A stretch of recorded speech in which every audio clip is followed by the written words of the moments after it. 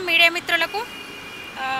Slogans మీరు వినే ఉంటున్నారు, చూస్తూ ఉన్నారు. ముఖ్యంగా ఏంటంటే యూనిటీ, ఈ వాక్ ఫర్ యూనిటీ ఈరోజు కార్యక్రమం. అంటే ఐక్యత కోసం నడక.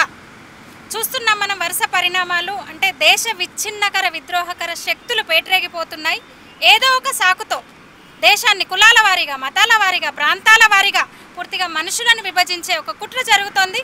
అందులో భాగంగా 10 రోజుల క్రితం కావాలని ఒక సోషల్ మీడియాలో మొదలైంది ఉద్యమం, మార్వాడీస్ గో బ్యాక్ అని. అసలైతే ఇద్దరు వ్యక్తులు, ఒక వ్యక్తి ఇంకో వ్యక్తిని కొట్టాడు. దాన్ని ఇద్దరు వ్యక్తుల సమస్యను పూర్తిగా తెలంగాణ సమస్యగా, రాష్ట్ర సమస్యగా, ఒక పూర్తిగా ఇంకంటే గో బ్యాక్ మార్వాడీస్ అనే నినాదాన్ని ఎత్తుకొని ఎంత రచ్చ చేస్తున్నారో చూసాము. దానికి so called secular liberal group అంతా కూడా దానికి మద్దతు పలుకుతోంది. నేను అంటాను, ఒక టూల్ కిట్ బ్యాచ్ కొత్త కుట్ర ఇదే అని నేను అంటున్నాను. ఎందుకంటే దేశం కానీ ప్రశాంతంగా ఉండడం ఇష్టం లేదు. అందులో తెలంగాణ ఇప్పుడు ప్రశాంతంగా ఉంది కొంతకాలంగా. దీంతో రచ్చ చేసే కుట్ర మళ్ళీ మొదలైంది. అందులో భాగంగా నేను ఈ కార్యక్రమం తీసుకున్నాను. ఐక్యత కోసం. ఎవరు వాళ్ళ మాటలు నమ్మొద్దు. మనకు మన రాష్ట్రం ముఖ్యం, మన దేశం ముఖ్యం, మన ప్రయోజనాలు ముఖ్యం, మన అన్ని వర్గాలు ముఖ్యమని అందరూ చూసిన ఎంత హాస్యాస్పదం అంటే, ఆ దళిత యువకుడు సాయి బయటకు వచ్చి చెప్పాడు, ఇది మా వ్యక్తిగత సమస్య, ఏదో అయింది, మేము కోర్టుకు వెళ్తాము, మేము న్యాయ పోరాటం చేస్తాం, మేమిద్దరం కొట్టుకున్నారు, కానీ దానికి మార్వాడీస్ గో బ్యాక్ ఎందుకని అతనే స్వయంగా వచ్చి చెప్పినా సరే బంద్ అనేదో పిలుపునిచ్చారు. ఇంత ప్రేమ ఎట్లొచ్చింది వీళ్ళకి ఇప్పుడిప్పుడే కులవృత్తుల మీద?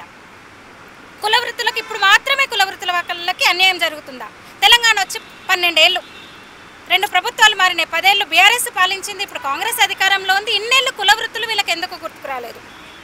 అంటే ఆ వంకతో ముఖ్యంగా బీసీలను చీల్చే కుట్ర జరుగుతోంది. ఇక్కడ మార్వాడీస్ని బ్రాహ్మణులుగా ఇది ప్రొజెక్ట్ చేయబోయినారు.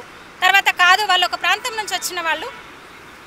తర్వాత దాంతో అంటే ఈ సాకుతో, అంటే వాళ్ళు సాకు కోసం చూస్తున్నారు, సందు కోసం చూస్తున్నారు. ఎట్లా మనం కల్లోలను రేపుదాం తెలంగాణలో, ఎట్లా అరాచకాన్ని సృష్టిస్తామని. కానీ వాళ్ళ ఆటలు చెల్లవు. ఎందుకంటే తెలంగాణ సమాజం నుంచి సపోర్ట్ లేదు అసలు. సర్దార్ వల్లభాయ్ పటేల్ విగ్రహం దగ్గర ఇక్కడ పెట్టడానికి కారణం ఏంటంటే, ఆయన అన్ని సంస్థానాలను విలీనం చేసి ఒక దేశ ఐక్యత కోసం ఆయన పోరాడినారు. అందుకని పటేల్ స్ఫూర్తిగా మీరు చూడొచ్చు ఈ స్లోగన్, దేశ ఐక్యతకు పాటుపడదాం, సర్దార్ పటేల్ వారసులుగా ఉందామని. ఇక్కడికి వచ్చిన వాళ్ళందరూ కూడా బయట నుంచి ఈ మూమెంట్కి సపోర్ట్ చేస్తున్న వాళ్ళందరూ కూడా సర్దార్ పటేల్ వారసులుగా ఈ దేశ ఐక్యత కోసం పాటుపడదామని ఇక్కడ మేము ప్రతిజ్ఞ తీసుకుంటున్నాము. ఇలాంటి విద్రోహకర శక్తులను మేము ఒప్పుకునేది లేదు. ఇంకా చూస్తాం ఆ ఉద్యమము. అంటే రీసెంట్గా మనం ప్రజెంట్ మాట్లాడుకుంటున్నాం కాబట్టి తెలంగాణ ఉరఫ్ షామ్సన్ ఏమంటున్నారు, ఇన్ని రోజులు ఏం చేశారు రోహింగ్యాలు అంటే, రోహింగ్యాలు 10-12 ఏళ్ళ నుంచి రాలేదు, 10-12 ఏళ్ళ నుంచి మాత్రమే రాలేదు. 10 ఏళ్ళు 12 ఏళ్ళ నుంచి 11 ఏళ్ళ నుంచి వచ్చిన వాళ్ళు కాదు, దేశ విభజన నుంచి వస్తూనే ఉన్నారు వాళ్ళు. అదే అందుకనే ఈ అక్రమ వలసదారులను, ఇల్లీగల్ ఇమిగ్రెంట్స్ని, ముఖ్యంగా రోహింగ్యా ముస్లింలను, బంగ్లాదేశ్ ముస్లింల గురించి చాలా ఆందోళనకరంగా, ముఖ్యంగా బార్డర్ స్టేట్లో మనం రోజు మాట్లాడుకుంటున్నాం, వెస్ట్ బెంగాల్లో, అసోంలో అక్కడ పరిస్థితి పూర్తిగా డెమోగ్రఫీ చేంజ్ అయిపోయింది. హైదరాబాద్లో కూడా అంతే, లక్షల్లో ఉన్నారు రోహింగ్యాలు. అవును, లక్షల్లో ఉన్నారు తెలంగాణలో కూడా. వీళ్ళు సిఏఎన్ఆర్సీనేమో వ్యతిరేకిస్తారు. ఈ షామ్సన్ అనేవాడు సిఏఎన్ఆర్సీకి వ్యతిరేక ర్యాలీ చేశాడు. ఇప్పుడు మీరు రోహింగ్యాలను మీరు ఏం చేస్తున్నారని అడుగుతున్నారు. చలో రండి, మరి రోహింగ్యాలు గో బ్యాక్ అనడానికి, అక్రమ వలసదారులను తరిమి కొట్టడానికి అందరం కలిసి పోరాడదాం. ఒక పార్టీనే, ఒక ప్రభుత్వం ఏంది? దేశం కోసము కేవలం పాలకులే చేయాలని లేదు కదా.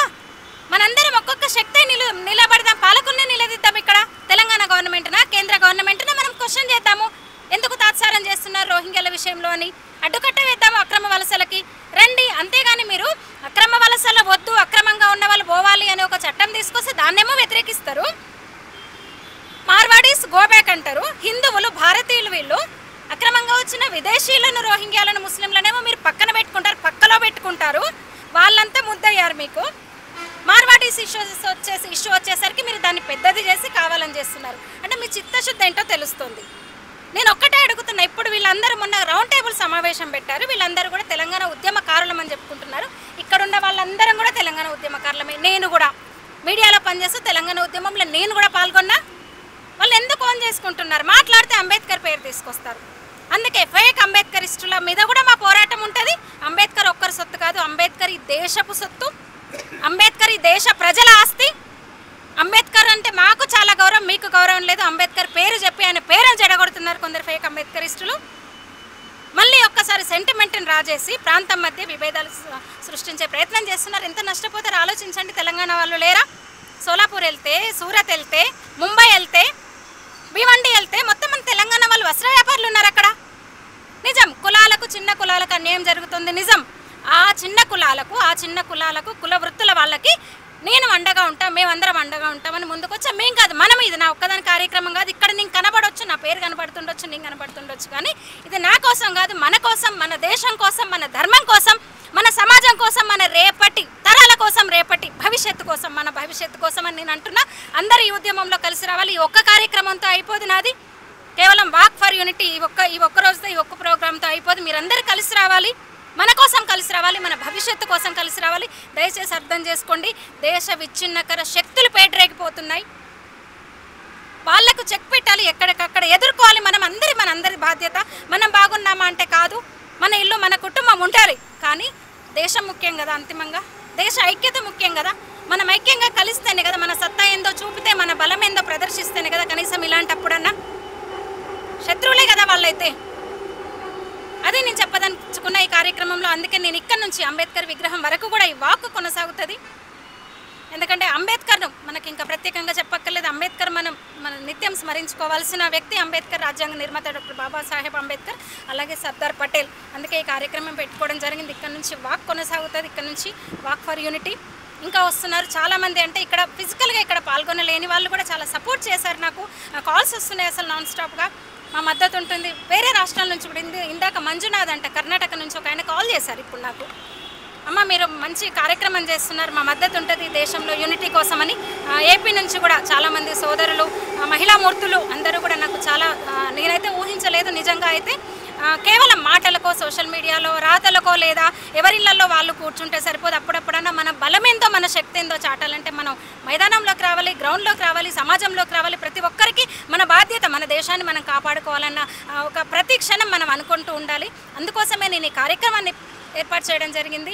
అందరికీ కూడా, ముఖ్యంగా మీడియా వాళ్ళకి దీన్ని అంటే నేను నిజంగా ప్రత్యేకంగా ఏం అనుకోకుండా ఏర్పాటు చేసిన కార్యక్రమం అది. యాక్చువల్గా నిన్న మార్నింగ్ నేను డిసైడ్ చేశాను అది. ఇంకా పోలీసుల దగ్గర పర్మిషన్ తీసుకోవడం ఇదంతా. నాకు వ్యక్తిగతంగా ఎవరికి పాల్గొనమని చెప్పే అవకాశము, టైం అంత లేదు, కానీ చేయాలనిపించింది ఈ కార్యక్రమానికి. కానీ అనూహ్య స్పందన, ముఖ్యంగా మీడియా. ఇవాళ రేపు నేను మీడియాలో పనిచేసిన వ్యక్తిని, 20 ఏళ్ళు నేను మీడియాలో పనిచేశాను. మీడియా ఎట్లుందో తెలుసు. ఎవరికి నేను చెప్పకుండా కూడా వచ్చి కార్యక్రమాన్ని కవర్ చేస్తూ నలుగురికి తెలపాలని మీరు వచ్చినందుకు నిజంగా మీకు ప్రత్యేక ధన్యవాదాలు చెప్తున్నా ఇక్కడున్న మీడియా మిత్రులకు. Thank you. भारत माता की जय, भारत माता की जय, भारत माता की जय. Go back, go back, go back, go back, go back, Rohingya go back, stay back, stay back, Bangladesh stay back. కాపాడుకుందాం కుల